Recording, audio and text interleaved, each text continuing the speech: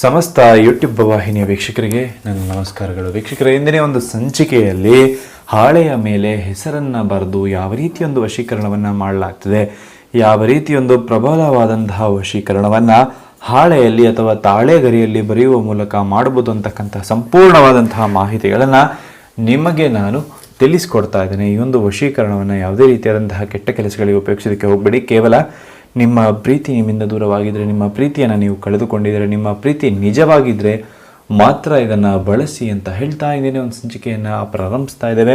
ನೀವು ನಮ್ಮ ಯೂಟ್ಯೂಬ್ ಚಾನಲ್ಗೆ ಸಬ್ಸ್ಕ್ರೈಬ್ ಮಾಡಿಲ್ಲ ಅಂದರೆ ಈ ಕೂಡಲೇ ಸಬ್ಸ್ಕ್ರೈಬ್ ಮಾಡಿಕೊಂಡು ಪಕ್ಕದಲ್ಲಿರುವಂತಹ ಬೆಲ್ ಐಕಾನನ್ನು ಕೂಡ ಕ್ಲಿಕ್ ಮಾಡಿಕೊಳ್ಳಿ. ಹಾಗೆ ನಿಮ್ಮ ಜೀವನದಲ್ಲಿ ಯಾವುದೇ ರೀತಿಯಾದಂತಹ ಕಠಿಣ ಸಮಸ್ಯೆಗಳನ್ನು ಕಾಡ್ತಾ ಇತ್ತು ಅಂದರೆ ಸ್ಕ್ರೀನ್ ಮೇಲೆ ನಮ್ಮ ನಂಬರ್ ಬರ್ತಾ ಇದೆ ವೀಕ್ಷಕರೇ, ಕರೆ ಮಾಡಿ. ಶೀಘ್ರದಲ್ಲೇ ಶತಸಿದ್ಧ ಶಾಶ್ವತ ಪರಿಹಾರಗಳನ್ನು ನಿಮಗೆ ಸೂಚಿಸಲಾಗ್ತದೆ.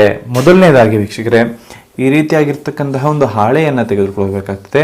ಈ ರೀತಿಯಾಗಿರ್ತಕ್ಕಂತಹ ಹಾಳೆಯನ್ನು ತೆಗೆದುಕೊಂಡ ನಂತರದಲ್ಲಿ ಅದರ ಮೇಲೆ ಒಂದು ವೃತ್ತಾಕಾರವನ್ನು ಬರಿಬೇಕಾಗ್ತದೆ. ಇದು ಸಾಮಾನ್ಯ ವೃತ್ತ ಅಲ್ಲ, ಅರ್ಧ ವೃತ್ತಾಕಾರವನ್ನು ಬರಿಬೇಕಾಗ್ತದೆ. ಈ ರೀತಿಯಾಗಿ ಅರ್ಧ ವೃತ್ತಾಕಾರವನ್ನು ಬರೆದುಕೊಳ್ಬೇಕಾಗ್ತದೆ.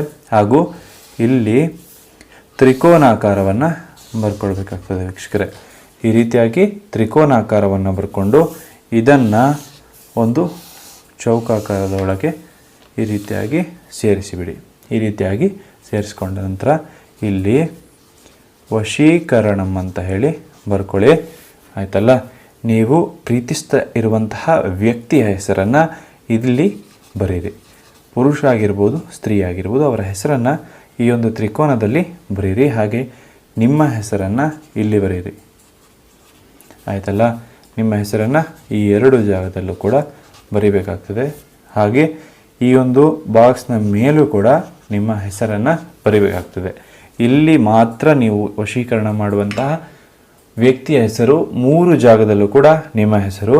ಹಾಗೂ ಇಲ್ಲಿ ನಂಬರ್ 69, ಇಲ್ಲಿ ನಂಬರ್ 09 ಹಾಗೂ ಇಲ್ಲಿ ನಂಬರ್ 99, ಈ 3 ಅಂಕಿಗಳನ್ನು ಕೂಡ ನೀವು ಬರಬೇಕಾಗ್ತದೆ.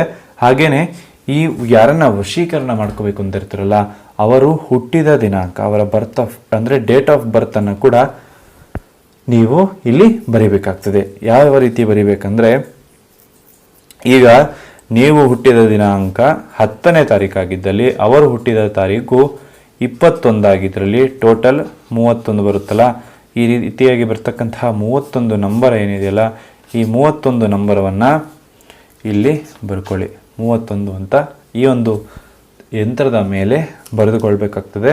ಹಾಗೆಯೇ ನೀವು ಹುಟ್ಟಿದ ದಿನಾಂಕ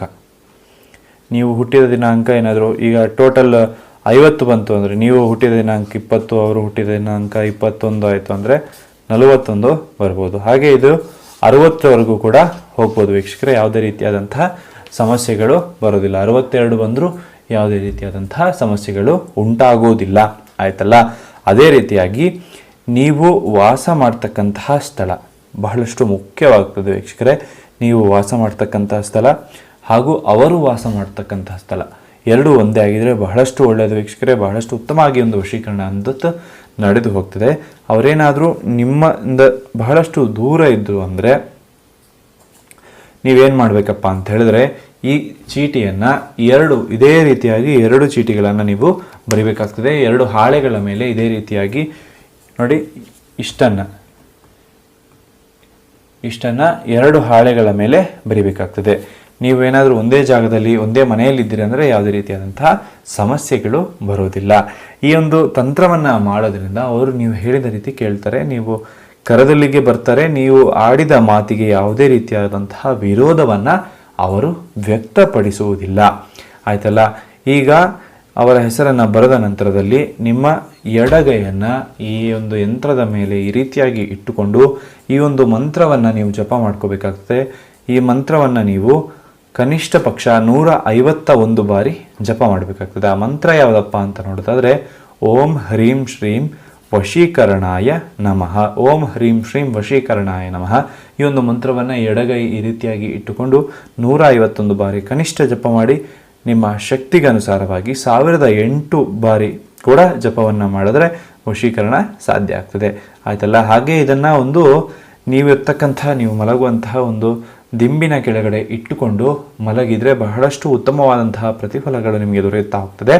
ಹಾಗೆ ಅವರೇನಾದರೂ ದೂರದಲ್ಲಿ ಅಂದರೆ 1 ಕಿಲೋಮೀಟರ್ಗಿಂತ ಹೆಚ್ಚು ದೂರದಲ್ಲಿ ಏನಾದರೂ ಅವರು ನಿಮ್ಮ ವಾಸವಾಗಿದ್ದರು ಅಂದರೆ ನೀವೇನು ಮಾಡಬೇಕಂದ್ರೆ ಇದೇ ರೀತಿಯಾಗಿ ಇನ್ನೊಂದು ಹಾಳೆಯಲ್ಲಿ ಬರೆದು ಇದು ಅವರು ವಾಸಿಸ್ತಕ್ಕಂತಹ ಜಾಗದಲ್ಲಿ ಎಲ್ಲಿಯಾದರೂ ಹಾಕಿ ಬನ್ನಿ.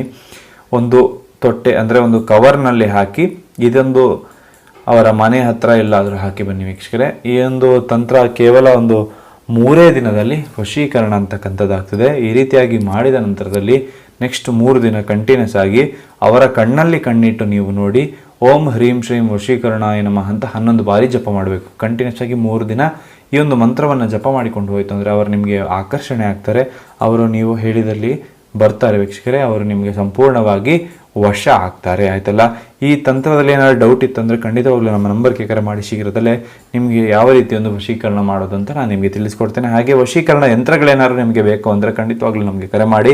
ಇದೊಂದು ವಿಶೇಷವಾದಂತಹ ಹವನದಿಂದ ತಯಾರಿಸ್ತಕ್ಕಂತಹ ಒಂದು ಯಂತ್ರಗಳಾಗಿರೋದ್ರಿಂದ ಇದನ್ನು ಉಪಯೋಗಿಸಿ ಯಾರನ್ನ ಬೇಕಾದ್ರೂ ನೀವು ವಶೀಕರಣಗಳನ್ನು ಮಾಡ್ಕೋಬೋದು. ಈ ವಿಡಿಯೋ ನಿಮಗೆ ಇಷ್ಟವಾಗಿದ್ದಲ್ಲಿ ಈ ಕೂಡಲೇ ಲೈಕನ್ನು ಕೂಡ ನಮ್ಮ ಚಾನಲ್ಗೆ ಸಬ್ಸ್ಕ್ರೈಬ್ ಮಾಡಿಕೊಳ್ಳಿ. ಎಲ್ಲರಿಗೂ ಶುಭವಾಗಲಿ, ಎಲ್ಲರಿಗೂ ಒಳ್ಳೆಯದಾಗಲಿ ವೀಕ್ಷಕರೇ. ಸರ್ವೇ ಜನ ಸುಖಿನೋ ಭವಂತು. ನಮಸ್ಕಾರ. ಮುಂದಿನ ವಿಡಿಯೋದಲ್ಲಿ ಸಿಗೋಣ.